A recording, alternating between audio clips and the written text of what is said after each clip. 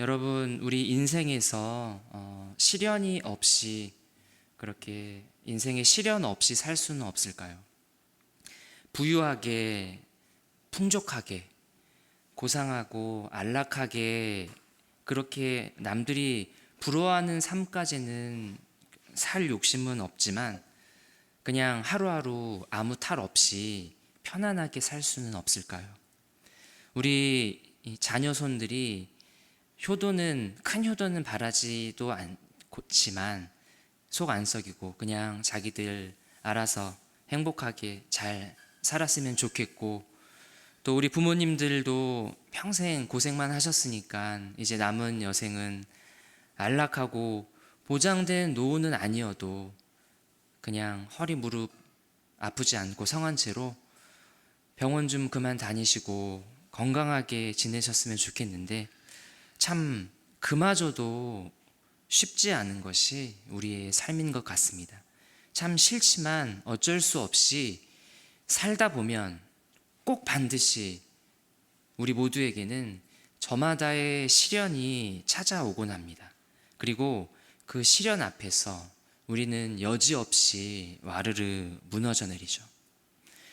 이 우리의 삶의 무너짐이라는 이 쓰디쓴 시련 앞에서 우리는 어떻게 다시 일어설 수 있을까요? 어떻게 회복할 수 있을까요? 그것은 내가 아는 하나님은 무슨 일이 있어도 나를 다시 살리시는 그런 하나님이시라는 사실을 믿고 확신하는 것입니다. 이것이 바로 저와 여러분이 무너졌을 때 다시 회복할 수 있는 그 회복의 이유가 되고 그 회복의 근거가 됩니다. 그래서 어떠한 경우에도 우리가 착각하지 말아야 할 것은 회복할 수 있는 이유, 우리가 회복되는 그 원인, 근거가 절대로 우리 자신에게서 나올 수 없다는 겁니다. 그리고 이렇게 다시 일으켜 세우시며 회복시키시는 하나님이시라는 것을 믿고 확신하는 사람이 아주 자연스럽게 그 다음 걸음을 옮기는 곳이 바로 기도의 자리입니다. 걸음뿐 아니라 그의 몸뿐 아니라 그의 온 마음이 머무는 곳이 바로 기도의 시간입니다. 오늘 느헤미야가 바로 딱 그렇게 기도했습니다. 예루살렘 성벽은 허물어지고 성문들은 불탔어요. 이 소식을 딱 처음 들은 느헤미야는 그래서 어떡하라고 하지 않았습니다. 만일 느헤미야가 진짜로 성벽이 무너졌다는 이 소식을 분명히 들었는데도 성벽이 무너진 거랑 나랑 무슨 상관인데 이렇게 했다면 이 이야기는 여기서 그냥 이대로 끝났을 거예요. 왜냐하면 더 이상 전개될 이야기가 없습니다. 하지만 느헤미야는 그러지 않았습니다.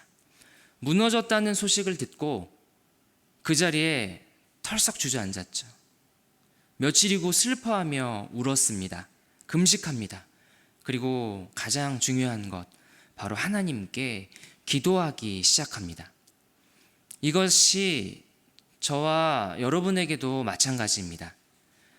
회복은 무너짐에서 시작하는데, 내가 무너졌다는 것을 아는 것에서 시작하는데, 무너지지 않았다면 회복할 것이 없죠.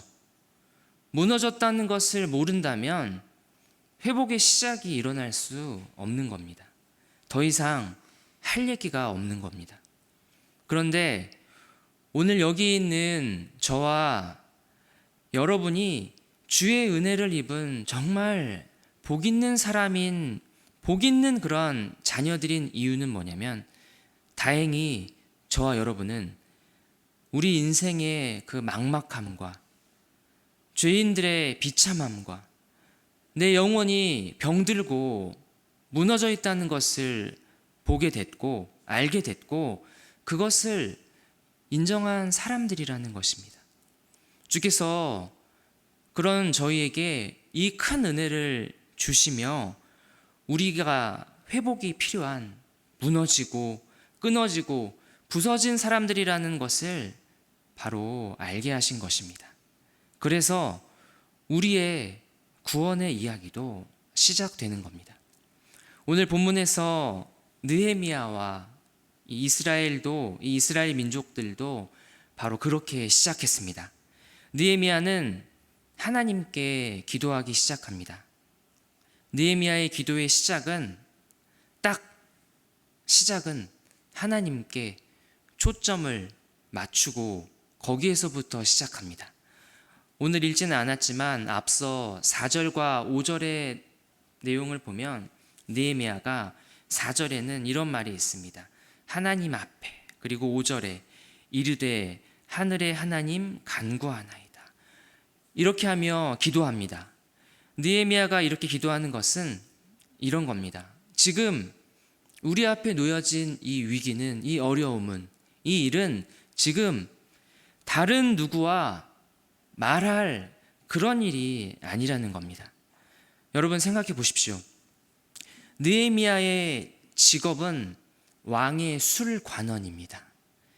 당시 이 술에 독을 타서 왕을 독살하는 일들이 많았던 그 시대에 왕 앞에 그 술 시중을 들면서 왕 대신 먼저 술을 마셔보며 왕의 목숨을 지켰던 이 술관원이라는 자리는 왕이 가장 신뢰하는 사람을 임명합니다. 느헤미야가 바로 왕 앞에서 그런 사람이었습니다. 그러니 느헤미야가 얼마든지 왕에게 도움을 요청하고 가지고 있는 문제가 있다면 그 문제를 해결해 달라고 요청하고 해결받을 수 있었습니다. 그런데 느헤미야는 그 막강한 권력과 힘을 가진 왕 앞에 서지 않습니다. 누구 앞에 섭니까? 하나님 앞에. 누구에게 간구합니까? 하늘의 하나님께 간구하고 있는 것입니다. 하지만 느헤미야와는 다르게 저와 여러분은 이렇게 말합니다. 이건 기도해서 될 일이 아니야. 느헤미야는 이렇게 말합니다.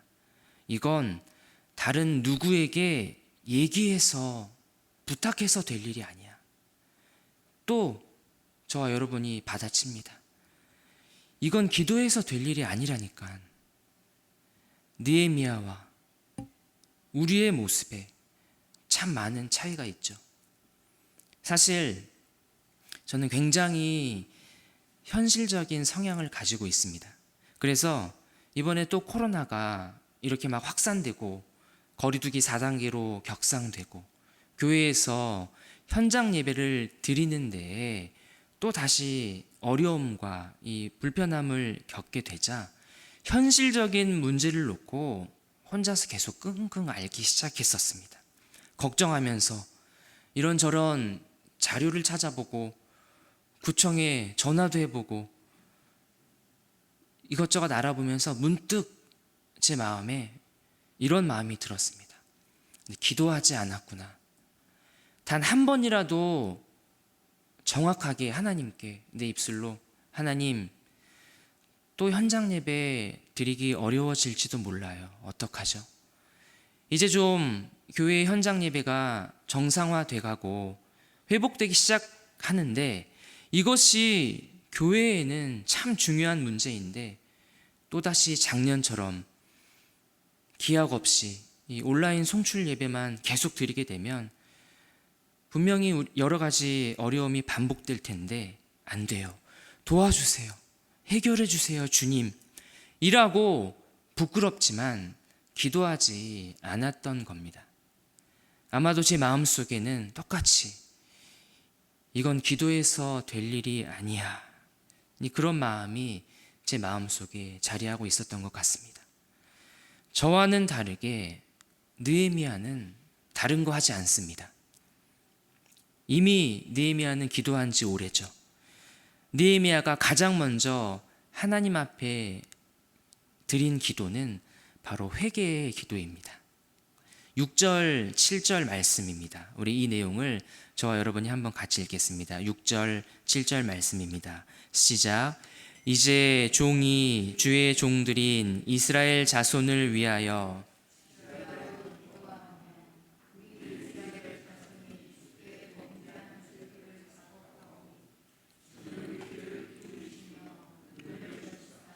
종의 기도를 들으시옵소서.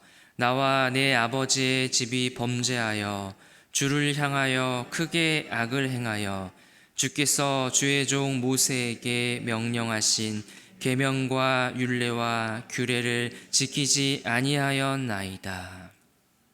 느헤미야는 지금 문제의 원인이 무엇인지를 정확하게 알고 있습니다. 무슨 말이냐면 지금 성벽이 무너지고 백성들이 큰 환난을 겪는 이유가 다른 누구도 아니고 바로 이스라엘 백성들 자신들에게 있다고 고백하고 있는 겁니다. 한마디로 느헤미야의 기도는 남 탓하는 기도가 아니라는 겁니다. 참 기도의 종류도 여러 가지가 있죠. 남 탓하는 기도가 있네요. 하나님, 우리는 잘하려고 했는데 저 대적들이 우리를 방해하고 못 살게 굴어서 그래서 이렇게 된 거예요. 그러니 저 대적들을, 저 원수들을 그냥 다 죽여버려 주세요. 이렇게 기도하지 않았습니다. 우리 이스라엘 자손이 주께 범죄한 죄들을 자복하오니 주는 귀를 기울이시며 눈을 여시사 종의 기도를 들으시옵소서. 나와 내 아버지 집이 범죄하여. 하나님, 다른 누가 아니라 저희가 잘못했습니다.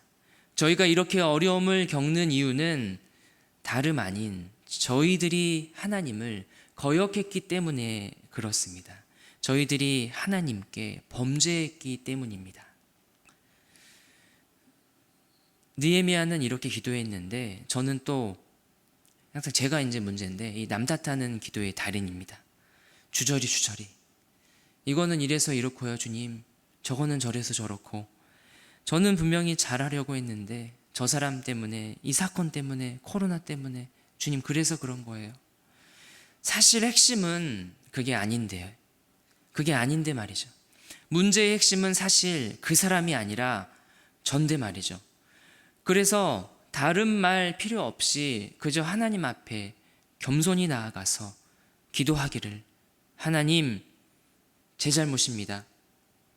제가 더 사랑하지 못해서 그런 것이고, 제가 더 교만해서 그런 것이고, 제가 탐욕스러워서 그렇습니다. 오늘 느헤미야는 정말 그렇게 기도합니다. 분명히 현실적으로는 하나님의 백성들을 괴롭히는 저 대적들이 문제이지만, 그러나 그 현실적인 원인보다 더 분명하고 중요한 사실이 바로 하나님의 백성들이 거룩하신 하나님 앞에 범죄하였다는 것을 오늘 느헤미야는 분명히 알고 남 탓하지 않고 자기 자신과 이스라엘 백성들의 그 죄악에 물든 처참한 민낯을 드러내며 주님 앞에 겸손히 무릎으로 기도하고 있는 것입니다. 이처럼 오늘 느헤미야를 통한 이 회복의 시작은 기도였습니다. 그리고 그 기도는 특별히 회개하는 기도였습니다. 하지만 그렇다고 해서 이 느헤미야가 드린 이 기도가 무너진 이스라엘 백성들의 회복의 그 근거는 될 수 없습니다. 이게 무슨 말이냐면, 쉽게 말해서 내가 아무리 열심히 기도했고 아무리 열심히 봉사했고 열심히 섬겼기 때문에 하나님께서 내 기도를 들어주시고 또 무너진 나를 회복시켜 주시는 것이 아니라는 겁니다. 그러면 오늘 느헤미야와 이스라엘 민족이 다시 일어나 회복할 수 있는 그 근거는 도대체 무엇일까요? 그것은 바로 하나님께서 이스라엘 백성들에게 주신 그 회복의 약속, 즉 언약입니다. 느헤미야가 지금 하나님께 그 기도를 하고 있는 것입니다. 우리 이번에는 8절, 9절 말씀을 저와 여러분이 한번 같이 읽도록 하겠습니다. 8절, 9절 말씀입니다. 시작. 옛적에 주께서 주의 종 모세에게 명령하여 이르시되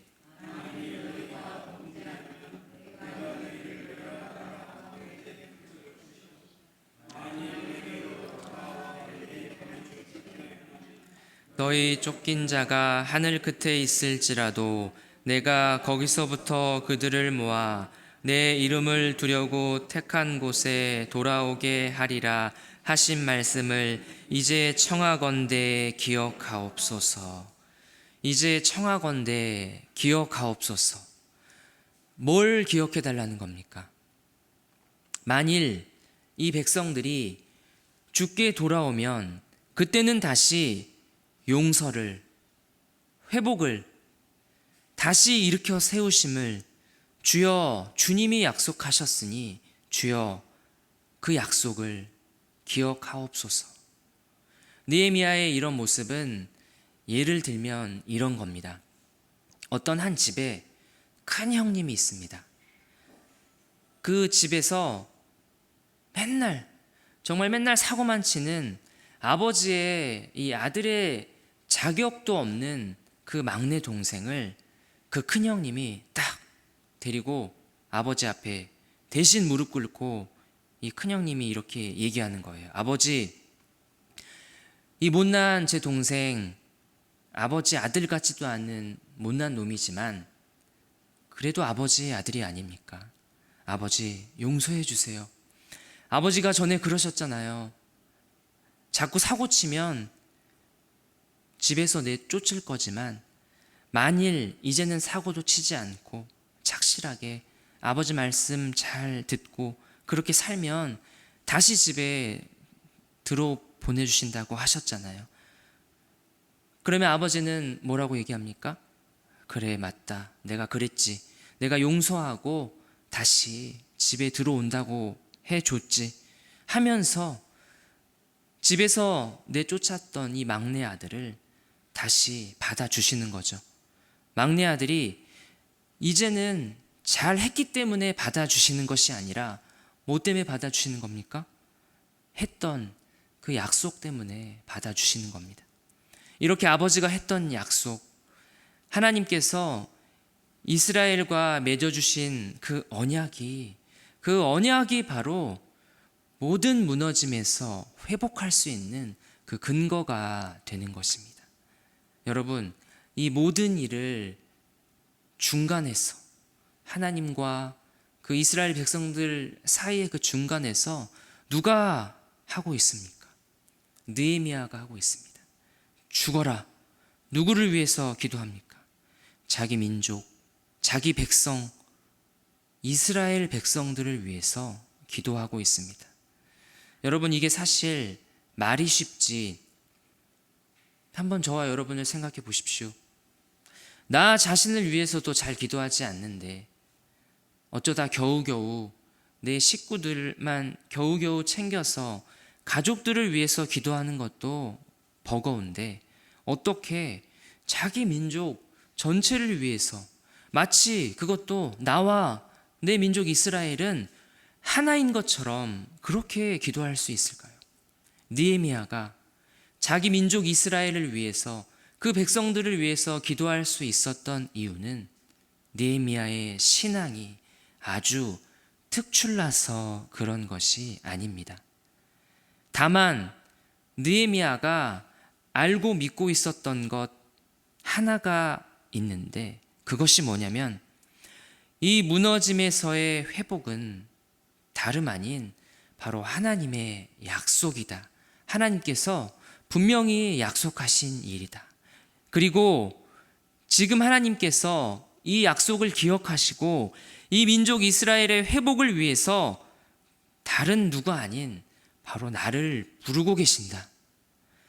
그렇게 느헤미야는 이 두 가지 사실을 굳게 믿고 겸손히 주님의 그 부르심에 순종하는 거죠. 기도하면서요. 과거 우리나라에도 참 어려운 일들이 많이 있었죠. 일제 침략이나 6.25나 6.25 전쟁 같은 참 어려운 일들이 많이 있었습니다. 그때마다 우리 믿음의 선조들은 정말 어김없이 나라와 민족을 위해서 목숨 바쳐 기도했습니다. 그리고 우리 믿음의 선조들의 그 목숨 바친 기도 덕분에 오늘 저와 여러분은 분명 그때 당시보다 훨씬 더 나은 오늘을 살고 있습니다. 사랑하는 여러분, 오늘 저와 여러분이 살고 있는 이 조국 대한민국과 이 민족은 저와 여러분이 보시기에 지금 어떤 상태에 놓여 있습니까? 한국 교회는 어떻습니까?